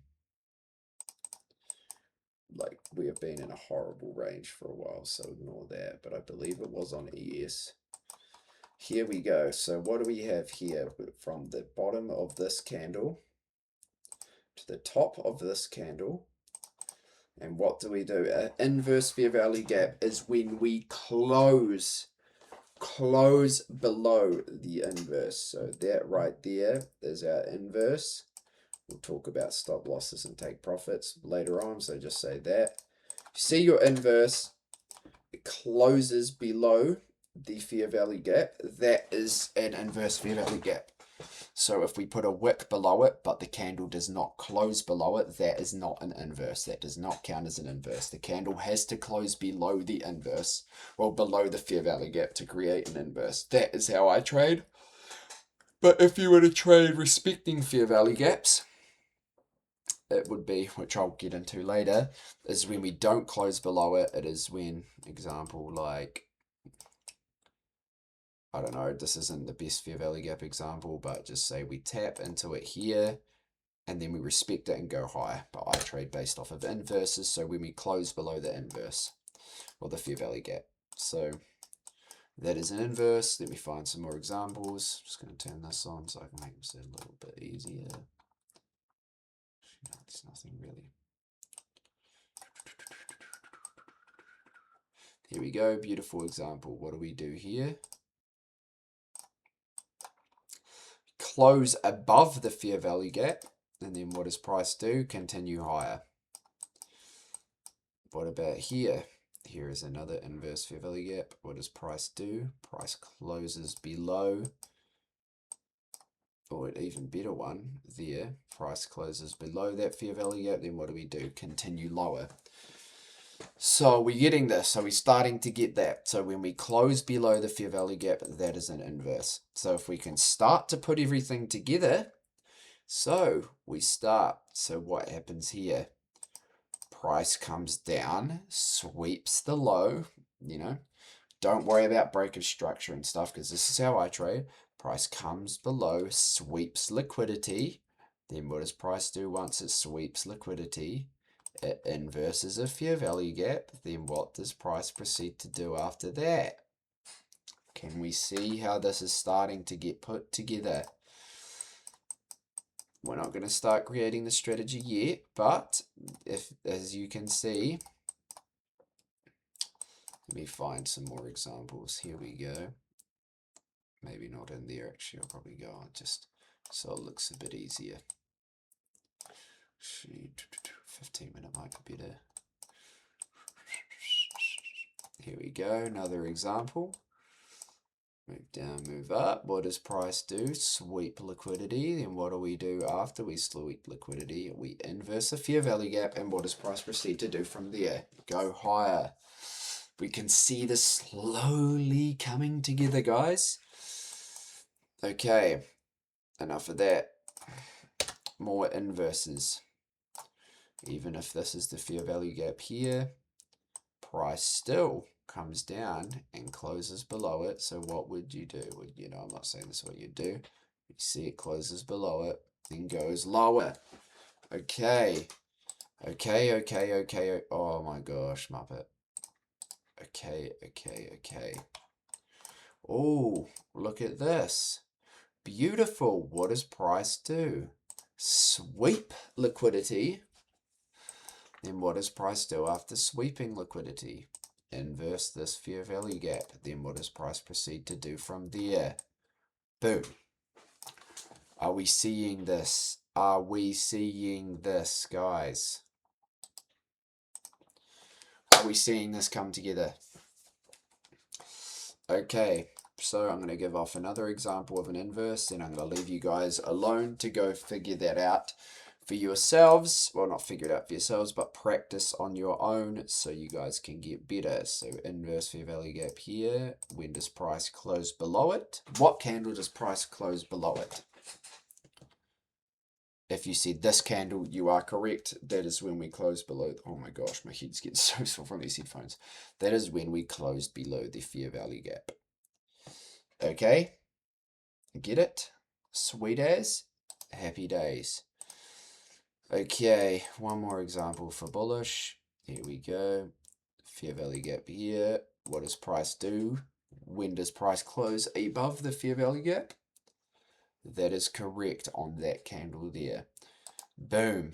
We've got candlesticks out the way. We've got trends out the way. We've got highs and lows out the way. We've got break of structure out the way. And we've got liquidity sweeps. No, and inverse fair value gaps and liquidity sweeps, I think. Okay. I don't think I need to cover. Same thing. Find 10 examples of inverse fair value gaps to the upside and to the downside. Pause this video, do what you need to do. This should be a pretty easy confluence to get a hold of. So it's just the gap in the candle.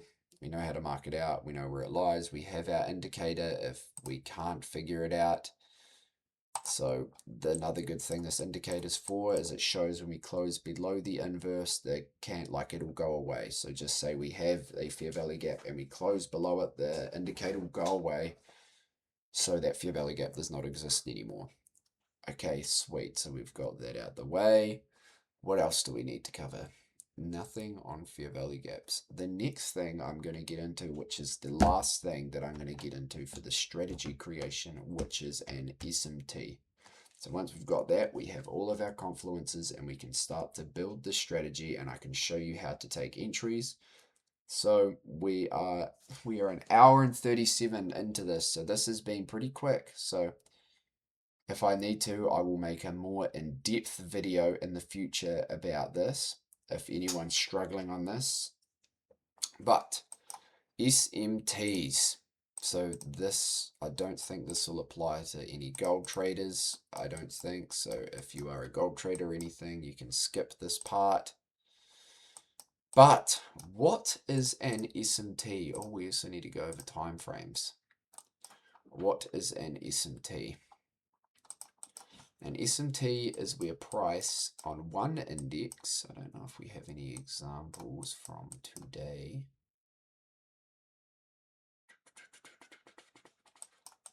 Let me just find an example.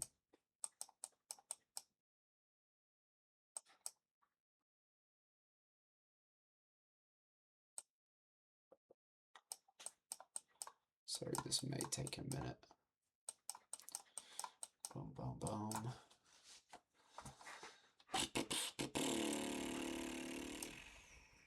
Here we go. No, don't worry. Holy crap. So NQ and ES correlate off each other pretty much. So what one index does, the other usually follows. So I'm trying to find a good, easy example of an SMT. Bear with me.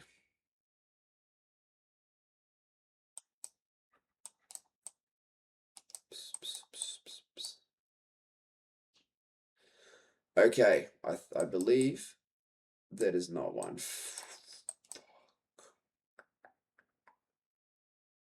Yes. Oh my gosh, I've never struggled so hard to find one. Okay, I'm going to pause it and look for one, a decent one, and then I'll unpause it. Okay, I finally found one. So an SMT is when one index creates a higher high and the other one creates a lower low. So obviously we learned before what higher highs are and what higher lows are. So is when one index creates a higher high it has to be, see how like on my thing on the other side it shows where the pointer is. So one creates a higher high and the other creates a higher low. So that is an SMT. So that means, so what does an SMT mean? It is when one index has swept liquidity, but the other one hasn't, and it is showing, prices wanting to go lower, doing so and so. So therefore, a higher high and a higher low. So what happens once we form an SMT? That usually will, that can indicate that price wants to go in the other direction and is no longer wanting to go higher. We see if there's any more examples in here. No, it seems hard to find, but trust me, when you're actually trading, they come up a lot.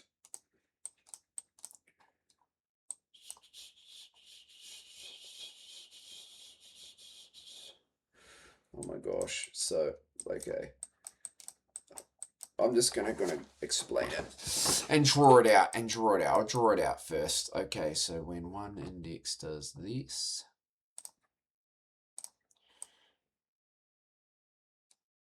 the other does this.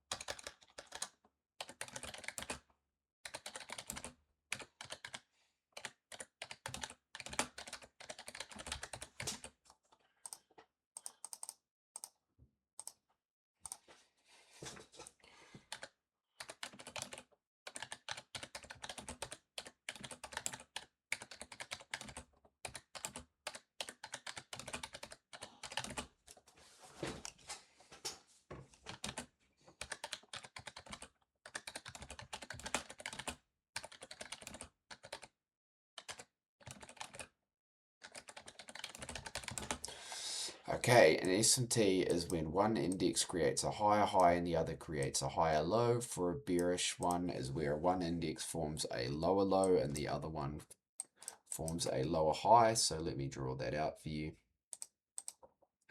So that is where boom, boom, boom, boom. And then the other one goes boom, boom, boom, boom. So that is where our SMT would be. Just like that. So do we see that there? SMT. So why do we want to look for SMTs? Because SMTs can signal / identify prices kind of wanting to, as it's sweep liquidity, it's kind of wanting to go the other way. So if we do form an SMT, most of the time we want to look for the trade on the opposite index that didn't sweep liquidity. So this one here.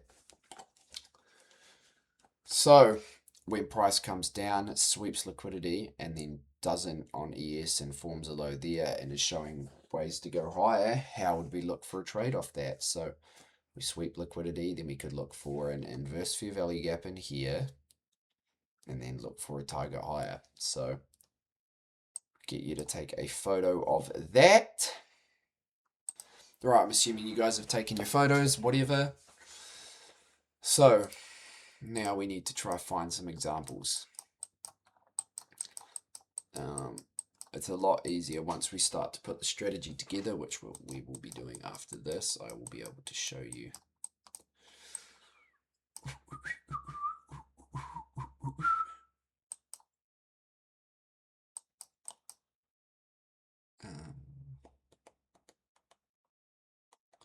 Okay. We need, okay, I'll do it on, it might be easier, it's be a lot easier on these lower time frames actually, now that I think about it.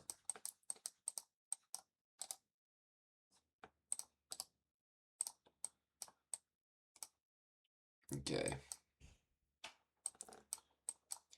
One down here. Here we go, perfect example right here. Yep. What does NQ do? What does NQ do? NQ forms a lower low while ES forms a lower high. So ultimately, what does price do? Price continues to go higher. So do we get that? Lower low there, lower high here.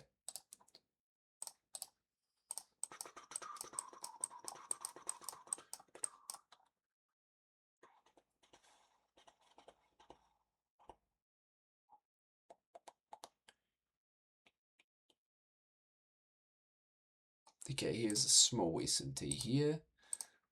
NQ makes a higher high. Well, ES creates a higher low. So what does price do? Shits the bed. Price shits the bed and goes lower. Sweet. So I think we're starting to get that. So when one takes the high and the other one doesn't. Are we starting to get the S&Ts? Are we starting to understand? Are we understanding?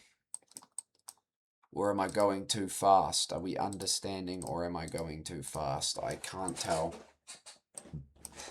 But if I am, there will be more videos to help anyway. But you can literally rewatch this because I have explained it in depth. So if you're not understanding, just rewatch the video. It doesn't matter. Like, I know it's a long time.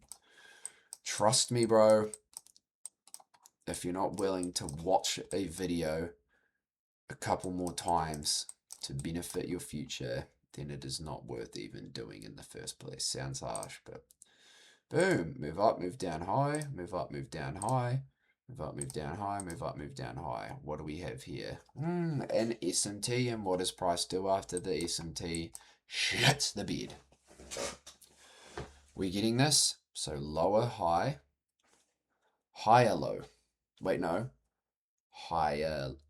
Why am I forgetting this? Yeah, higher low and then higher high. We're getting this. Good. Okay. Do we need more examples or have we got this? I think we might have got this. If you need to watch it again, rewatch that section of the video and you will, yeah, just rewatch it. Okay, now we are getting into the good stuff. We are getting into strategy creation. So this is what I would do coming into market open. Before we do this, I'm going to give you this indicator here, which will help out a lot. This tells you where London highs at. Oh, actually, time frames. Quickly go over time frames. How do time frames work? So the 1 minute time frame, every 1 minute. The market is closed. Oh, did the market just close? That just scared the shit out of me. Holy shit. Do you guys hear that? Holy shit, that scared the shit out of me. Okay, 1 minute time frame is when every 1 minute a new candle opens and closes. So every 1 minute a new candle opens and closes. On the 2 minute, a new candle opens and closes. Every 3 minutes, a new candle opens and closes. 15 minute, a new candle opens and closes. So on, so on, so on, so on. So how does this work? So higher time frame, higher power. So what does that mean? So the higher the time frame, the more power the candle has. So if the 1 minute time frame, if you're trading on the 1 minute compared to the 5 minute, you know, you would look for the 5 minute for higher confirmation. So every hour, so every 4 hour, for the 4 hour, a new candle opens and closes. For the 1 hour, a new candle opens and closes. So how does this help us? So when I like to find my draws on liquidity for the day, let's just say for a day like today, so I think Monday, so before market open, I would mark out my highs and lows. So before market open, this high did not exist, so this high was not existent, and yeah, so these lows here had not been taken. So there we go. We have all our highs and lows marked out for the session. And then if I go on to, so you'd go onto the 4 hour as well, mark out your highs and lows. There is a high there. There was a low here. So sweet, we've marked out our highs and lows, and then you would do the same on ES. So if we went on to the 4 hour on ES for Monday, we would have had our high here. We would have had our low here. You just want to mark out lows, you don't want to go back for fucking, 32 weeks, just lows and highs that seem reasonable. So there, and there. So then we would scale down onto the lower time frames. So Monday market open, we will put this here indicating where market opens, which is 9:30. So these black lines here are a liquidity sweep. That is when we sweep liquidity, but we want to mark liquidity out on the higher time frames, because what did I say? Higher time frame, higher power. So we've got our 9:30 marked out here on the 5-minute. So what do? We come up and we sweep. I think we sweep both of these. See, we just swept that high. Just swept it. So what does that leave us with? A liquidity sweep and an SMT. What does price proceed to do after we form that SMT and sweep liquidity? Price gives us an inverse fair value gap. Then what does price proceed to do once it gives us the inverse fair value gap? It proceeds to go lower. So while we're talking about this, we're going to talk about stop losses and take profits. Where do you want your stop losses and take profits to go? Your take profit, you want your take profit to sit at the next draw on liquidity. So if we swept a high, you want your take profit to sit at the liquidity that is at the low. So you want your take profit at the low. Do we get that? So whoops, that's the low there. So we want our take profit at the low of the higher time frame draw on liquidity, okay? And our stop loss should be set at the high of this. So just say there was an inverse here. You're not going to set it at the high of that. You set it at the most recent high that has been formed. So whether that be there, so that right there would have been your trade, and that trade would have played out beautifully. Okay, so we get that. So what did price do? Price came up, swept liquidity. What did we do once we swept liquidity? We inversed the fair value gap, and we also had an SMT, which is more confirmation. Then we went lower. Do we get that? Sweet. I'm probably not gonna, I might go into daily bias on this video, because that's where trends come in handy. Because this is starting to get very, very long. So I'm going to show a couple of entries and then we'll get into daily bias. But basically, daily bias, you don't want to trade against the trend. So, but daily bias, I guess, is one of those ones where it doesn't really matter. Well, it depends. Some people like trading with it, some people don't. So on the higher time frame, like I said, higher time frame, higher power. If we are trending heavily to the upside, would we want to look for shorts? Fuck no. Why? Because on the higher time frame, we are trending lower. Why would we want to look for a trade in the opposite direction of trend? So, higher time frame, higher power. If we are longing on the higher time frame, you want to look for long. So you would want to wait for price to come down, sweep liquidity, then continue higher. Do we get that? So yeah, sorry, I put to pause that quickly. As I established before, do not trade against the trend, or avoid to trade against the trend. So if we are in a downtrend, don't try and take long. So for example, today, because your strategy is going to present itself multiple times, but it's the trade that you decide to take. So you could look here and you could start trading after you watch this video, and you could be taking consistent losing trades. And that can factor because of you're taking trades in the wrong direction. You're like trading against the trend. You are, you're doing all these little things that aren't benefiting your trading. So you're trading against the trend. You're taking the wrong inverses, but that's all. So I've taught you as much as I possibly can now. I've taught you the strategy creation. I've taught you everything that I know, everything that you need to know. Now it's just a base of going on and doing it on your own. So we're going to go through a couple more.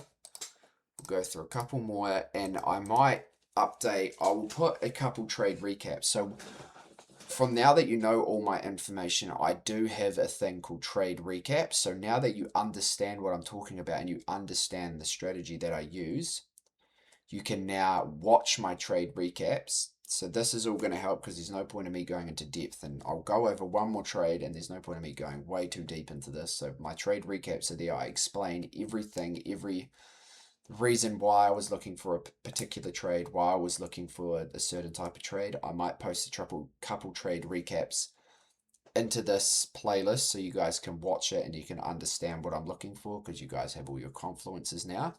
But we will quickly go over, we'll just go over, another trade. So here, so just say I'm not going to go into any particular session, but just say we have our, okay, I need to move, whoops, that's my mistake. So our strategy creation. So what will we want to look for? Just say market open, we'll go to market open.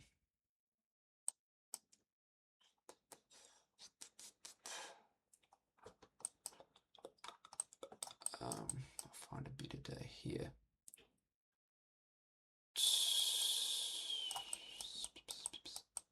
Sorry, I just want to find a really good example.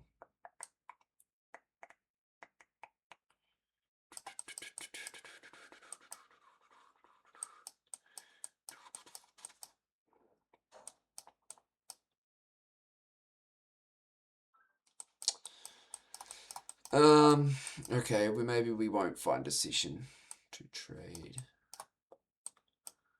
Just want to find everything for you guys so you can see that this shit works, because it fucking does, because I know so many people that trade like this. So here we go. Just say here. So we've marked out our lows. Just say market open was here. We got our lows. We have, so when you're finding highs, you can go back in time quite a bit. So just say we have our highs here. We have old highs over here. Like, you can find highs from any point in time. So our market open is here. We got our higher time frame liquidity marked out. Okay, now I'm going to have to find this.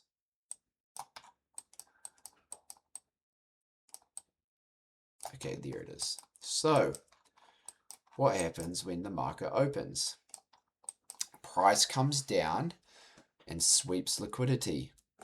Overall, we are in a bullish uptrend. So we are going higher on the 1 hour and the 4 hour.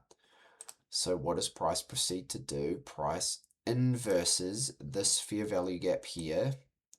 And what happens once price inverses it? So as soon as that inverse happens, you take your trade, set your stop loss at the low, and what did I say earlier? Set your take profit at either this high or this high.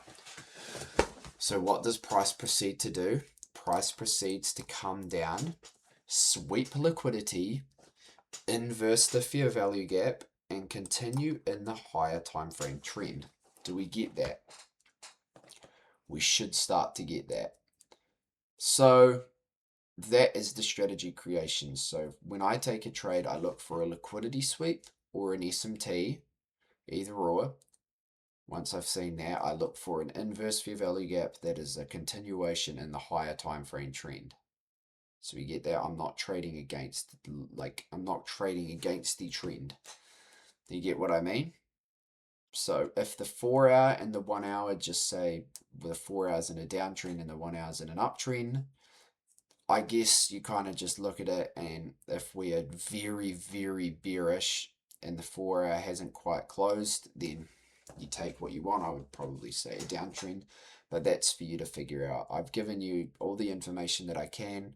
I might add more stuff to this folder, kind of bits and pieces to help you out, but for the most of it, yeah, I don't really know what else I can add on to you for you guys. So if you have stuck to the end and you have watched all of this, please let me know how I've done below. Please let me know if you understand, or if I need to make a part 2 or like an updated version where I go over everything again, or if I haven't explained it well. Please let me know below in the comments and I will try help and do everything as best as I can. But if you do have any questions, I will link my Discord in the bio. But yeah, so you're already one step ahead. You've taken the first step into learning how to trade, so I congratulate you for that. Just make sure this isn't your first and your last step. You've started. Don't stop. Continue trading. Trading is hard. I'm not going to lie. It is very, very hard. It may look easy, but I can guarantee you're going to take some of these setups and they're not going to work. But that's what comes with learning. So I recommend watching my trade recaps every day. I live trade in the Discord. So depending on when you watch this, if you watch this in a year's time, I may not be doing that anymore. Well, I'm not trading in the Discord or whatever, but I will be posting my trade recaps. So watch my trade recaps. You can see what goes through my head. I trade at 3:30 in the morning, which is New Zealand, well, 3:30 in the morning New Zealand time, 9:30 New York Open. You can either trade the strategy during London, Asia, any session on the indexes, but I prefer to trade New York. But that is completely up to you. Whatever, personal preference, whatever works for your lifestyle, you choose when to trade. So I'll probably wrap that up here, but please let me know how I did in the comments. I wish you guys all the best with your trading. I believe so thoroughly that you guys will make something of yourselves if you just stick to it for a long period of time. If you stay small enough for long enough, you'll be big enough soon enough. So good stuff for taking the first step. But as always, I love and appreciate you guys, and I will see you all in the next video. So peace.